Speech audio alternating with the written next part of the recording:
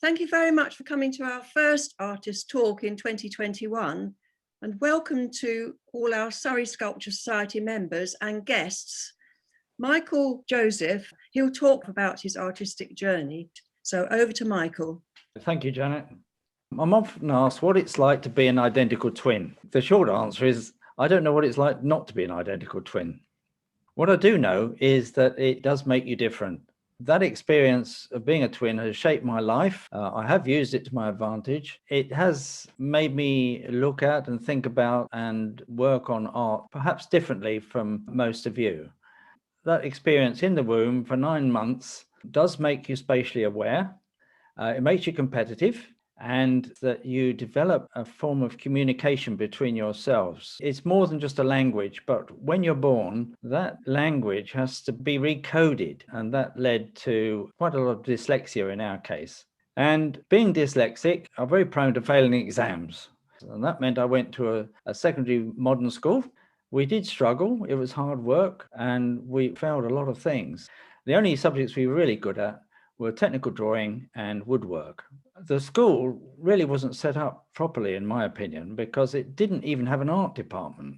Now, to me, art's about observation, expression, making decisions, correcting mistakes. These are life skills we use every day, and yet they didn't do any art there. There is one day in particular that stands out, and it was when this man came to talk to us. He is Barnes Wallis, and he was the inventor of the bouncing bomb that was used by the dam busters. He had hundreds of inventions to his name, including this swing wing aircraft. And he said, what you must do is look at everything and believe that you can make it better. And that struck a chord with me. I've remembered it ever since. It was obvious to Graham and myself that we weren't going to get or easily get a decent job with qualifications. And so I needed to do something different. So I asked my father if I could go into his metalwork shop after school and make something. And this is the first bit of casting I did. So the yellow part of this spoke shave, which is a woodworking tool for making square things round, that's cast iron, and the plate in the middle is bronze. And luckily, I secured an interview with Rolls-Royce aero engines up in Derby. And I took this at an appropriate point in the interview. I placed it on the desk in front of me. And of course, then the conversation was all about how I made the spoke shave, and that got me into Rolls-Royce. Meanwhile, there was a competition. You had to write a paper, and Graham, surprise, surprise, he actually won it. The prize was a private pilot's license. And so he started flying on these aircraft. I was pleased for him, but if they had that competition again, I knew who was going to win that. And sure enough, I did. So I joined Graham and started learning to fly a year later. And while we were at college, we had a grant. Now, when you're 20 years old and your grant money comes through, you do the obvious thing, really, which is to go out and buy an aeroplane. We bought this little aeroplane between us, and this little tipsy nipper was to be my new spoke shave. This is what made me different to everybody else. BEA and BOAC at the time, soon to become British Airways, were recruiting for pilots. And I applied, took all the tests, and passed. We both found ourselves on a training course down at Hamble with the College of Air Training. Study was hard, it was very intensive, and I needed to find something to distract me, to break it up a bit. And I went and bought some paints, and I hadn't painted since I was in primary school. And this is the first painting I did of the tipsy nipper when I flew it down at Bodmin. That led to an introduction to the Guild of Aviation Artists. And before long, I found myself getting better at painting, and found that to sell my work, I only had to paint aesthetic subjects. But that didn't really satisfy me. I didn't need to earn the money painting. But what I did want to do was to paint what it felt like to fly. Smell of the airplane, the noise it makes, you know, the sort of vibration and the adrenaline going on within myself, especially at a point like this, which is just as it's about to take off.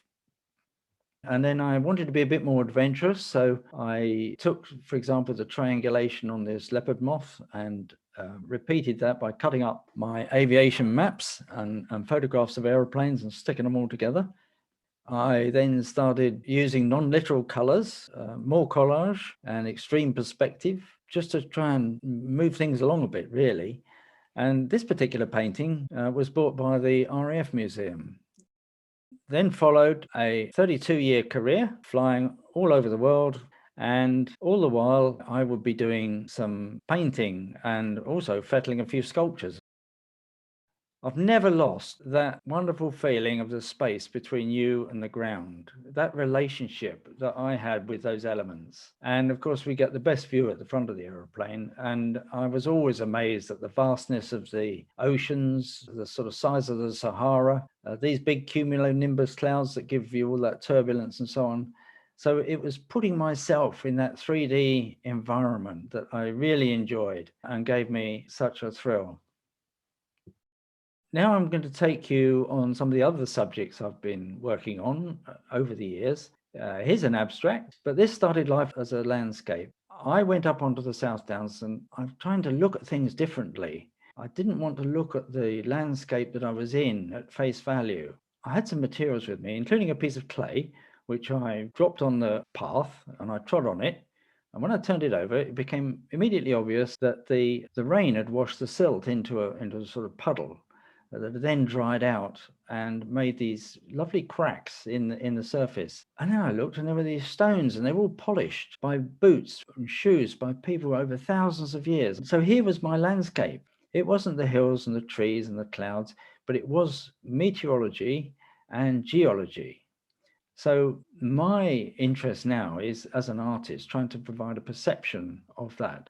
I went home, I needed something earthy, got a roofing tile, smashed it with a hammer.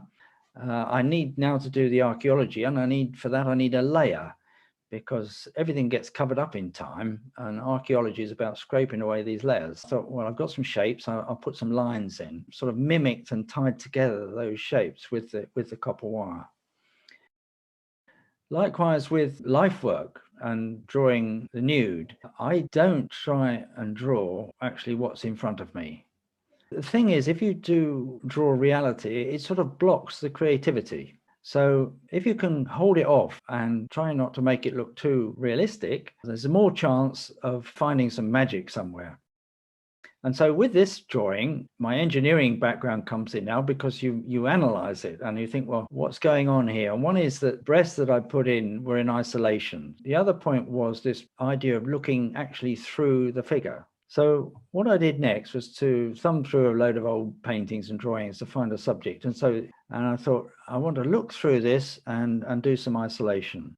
And the quickest way for me is always to resort to collage. So I've cut up bits of paper, stuck them on very quickly. The green bit shows the looking through and the colors provide the isolation. The thing then that I like about this is the red line down the right-hand side, because I can really feel the side of her figure. And then you think, well, I could do something with that. It's just quite sculptural, really.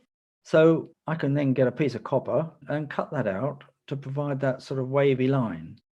The other thing, interestingly, is that men and women take their clothes off differently. Women do something very complicated, which is to take the bottom of the garment, cross their arms and put it over their head. And it's very revealing and very feminine and very elegant. That's what I was trying to achieve with this sculpture. I couldn't get to that from square one. I had to go through those other processes on the way to arriving at this point. I'm just trying to demonstrate how one thing can lead to another, providing you don't tie yourself down. Just let it go. And don't worry too much about producing a finished piece of work. It's all sort of work in progress, and the work will fall out of the process. The other subject I've done and enjoyed is painting music and musicians, because music to me is abstract art. I mean, when people look at my abstracts, they say, what is it? And I said, well, it doesn't have to be a noun, it can be something else. And it means so much more, and it's much deeper if it has got that meaning.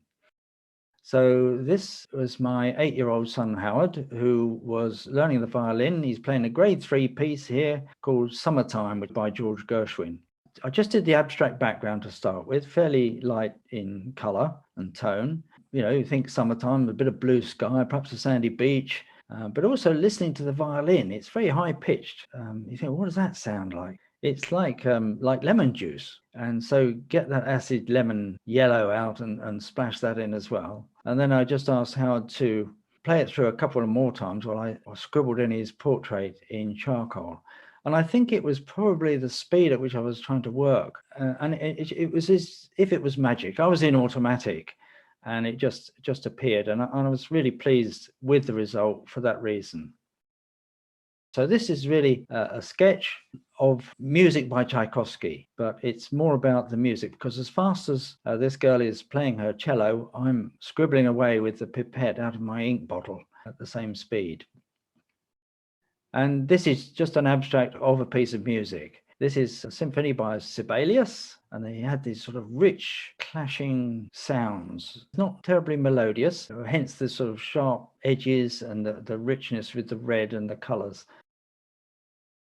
Getting back to this creative part, with a nude, it's great because you really got back down to the basics. It's a body. It's up to me, the artist, to dress that body up again, like you've got some clothes, but I've got artistic clothes now.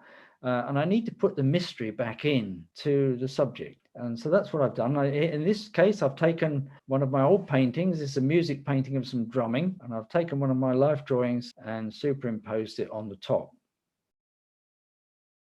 I do a lot of editing when I'm drawing. It's what you leave out that's more important than what you put in. And so with my work, I try and see how far I can go and it still read as a figure or a shape to try and get it to work. This is a steel drawing, just over 2 meters tall. With the Surrey Sculpture Society, I went to Morwena's talk on hollow wax. I was very impressed. I loved that. And Margie from the Sculpture Studio was also there, and I gave her a lift home. 2 things, really.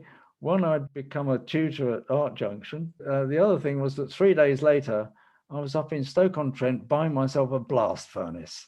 So now I'm able to do my hollow wax ceramics and cast my own bronze. So I have my own foundry. And this opens up all sorts of new possibilities.